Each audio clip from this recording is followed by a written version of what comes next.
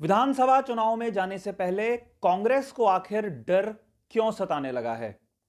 कांग्रेस के डर का इजहार पूर्व मुख्यमंत्री हरीश रावत ने एक इंटरव्यू के दौरान बेबाक तरीके से किया। आखिर कांग्रेस या कांग्रेसियों को आने वाले चुनाव से पहले यह डर क्यों सताने लगा है और इस डर का बड़ा कारण कौन सी पार्टी है? पूरी खबर मैं आपको बताऊंगा, लेकिन आपसे आग्रह, अगर आपने अभी तक इस चैनल को सब्सक्राइब नहीं किया है तो इस चैनल को सब्सक्राइब आप जरूर कर लीजिए। नमस्कार, मैं हूं मनमोहन भट्ट। उत्तराखंड में विधानसभा चुनाव होने जा रहे हैं। कौन सी पार्टी कितनी सीटें जीतेगी, कौन सी पार्टी का नेता कहां से चुनाव लड़ेगा और कौन सी पार्टी को कितनी सीटें मिलेंगी, इन दिनों सभी की जुबान पर यह राजनीतिक चर्चा हो रही है। लेकिन बहुत कम लोग इस बात को जानते होंगे कि चुनाव में जाने से पहले कांग्रेस को एक डर सता रहा है और यह डर वास्तव में आम आदमी पार्टी की वजह से कांग्रेस को हो रहा है। कांग्रेसियों को इस डर का आभास बहुत पहले से हो गया था, लेकिन अब एक विस्तृत इंटरव्यू हरीश रावत ने दिया है आज तक के मंच को, जो पंचायत उनका एक जाना माना कार्यक्रम है चुनाव के संदर्भ में। आज तक के दिग्गज पत्रकार राहुल कंवल को हरीश रावत ने यह इंटरव्यू दिया है और इस डर का खुलासा इस इंटरव्यू के दौरान हुआ है। इंटरव्यू का कुछ हिस्सा आप सुनिए और अंदाजा लगाइए कि क्या डर हरीश रावत के और कांग्रेसियों के मन में है। सर, एक जो चिंता है कांग्रेस की नजर से वो ये कि जो एंटी इनकम्बेंसी है भी इस बीजेपी सरकार के खिलाफ, वो बढ़ जाएगी। कुछ आपकी तरफ आएगी, 33% का तो कांग्रेस का स्टैंडर्ड यहाँ पे वोट है, लेकिन अगर 8, 10, 12% वोट आप वाले ले गए तो जो आपकी बनती बनती सरकार थी वो रह जाएगी। यही बात मैं अरविंद केजरीवाल जी के जो आंख कान हैं उनसे कहने की कोशिश कर रहा हूँ कि आप अपनी पार्टी के साथ वोट कटवा का स्टेटस न लगाएं और वह जहाँ वो अच्छा कर रहे हैं, अच्छा कर रहे हैं, मगर उत्तराखंड में वो एक पाप कर रहे हैं, जिस पाप से फिर उनको भूल जाना चाहिए कि कभी उनको लोग ये कहेंगे कि इन्होंने लोकतंत्र में कोई योगदान दिया है। पाप ये होगा यदि वो वोट कटवा साबित होते हैं, तो मैं तो उनको सलाह दूंगा उससे बचिए। इस इंटरव्यू में पत्रकार ने कई सवाल पूछे हरीश रावत से। सीधे सीधे सवाल थे और बिना किसी लाग लपेट के हरीश रावत ने सवालों का जवाब दिया।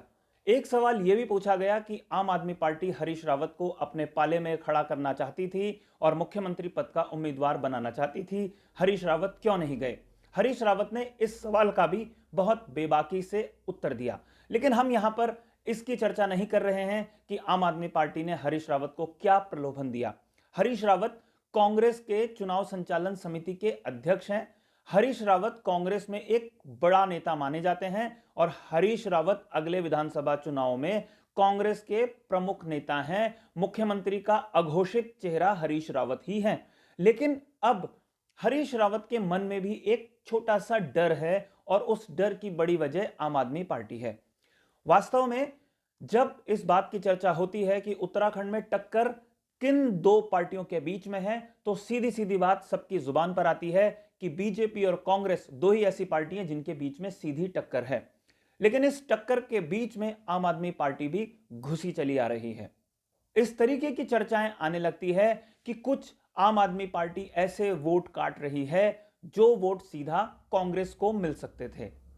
कांग्रेस को ये वोट कैसे मिल सकते थे, इसका कोई स्पष्ट प्रमाण तो नहीं है, लेकिन आमतौर पर यह बात कही जा रही है, जो राजनीतिक विश्लेषण करते हैं लोग उनके द्वारा, कि जब एंटी इनकम्बेंसी यानी भारतीय जनता पार्टी की सरकार से जो वोटर्स नाराज हैं, वो वोट अगर सीधा कांग्रेस को पड़ते तो कांग्रेस को फायदा होता। लेकिन वो वोट बंट रहा है और कुछ हिस्सा आम आदमी पार्टी को भी जा रहा है। हालांकि आम आदमी पार्टी को बहुत छोटा हिस्सा जा रहा है, लेकिन खेल बिगाड़ने के लिए यह हिस्सा काफी महत्वपूर्ण हो सकता है। आम आदमी पार्टी पहली बार ऐसा नहीं कर रही है जब उसके ऊपर वोट कटवा का टैग लग रहा है। हरीश रावत ने भी इस इंटरव्यू के दौरान स्पष्ट शब्दों में केजरीवाल और मनीष सिसोदिया को बताया, उनके जानकारों के जरिए, कि वो इस बात को समझें कि उनकी पार्टी एक ऐसी पार्टी के रूप में ना चर्चित हो जिसके ऊपर वोट कटवा का टैग लगे। एक बार फिर से आप सुनिए हरीश रावत ने क्या कहा। उनसे कहने की कोशिश कर रहा हूं कि आप अपनी पार्टी के साथ वोट कटवा का स्टेटस न लगाएं। वो जहां वो अच्छा कर रहे हैं, अच्छा कर रहे हैं, मगर उत्तराखंड में वो एक पाप कर रहे हैं। वो जहां वो अच्छा कर रहे हैं, अच्छा कर रहे हैं, मगर उत्तराखंड में वो एक पाप कर रहे हैं। वैसे 2017 में किसी ना किसी तरीके से आम आदमी पार्टी ने भारतीय जनता पार्टी की मदद की थी। इस तरीके की कयासबाजी भी होती रहती है। आम आदमी पार्टी 2016-17 में लगातार सक्रिय थी, लेकिन चुनाव से ऐन पहले आम आदमी पार्टी ने चुनाव नहीं लड़ने का ऐलान कर दिया। इससे आम आदमी पार्टी की जो उत्तराखंड इकाई थी वो काफी नाराज हो गई, क्योंकि उन्होंने पूरी तैयारी की थी। कुछ राजनीतिक विश्लेषक ये कहते हैं कि आम आदमी पार्टी ने भारतीय जनता पार्टी को फायदा दिलाने के लिए ही 2017 का विधानसभा चुनाव नहीं लड़ा था। उस समय भी यही बात हो रही थी कि जो कांग्रेस की सरकार से नाराज मतदाता हैं वो बट जाएंगे और उससे भारतीय जनता पार्टी को नुकसान हो सकता है।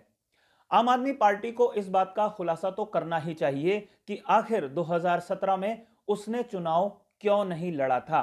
क्या भारतीय जनता पार्टी को इनडायरेक्ट फायदा देने के लिए उसने चुनाव नहीं लड़ने का फैसला लिया था?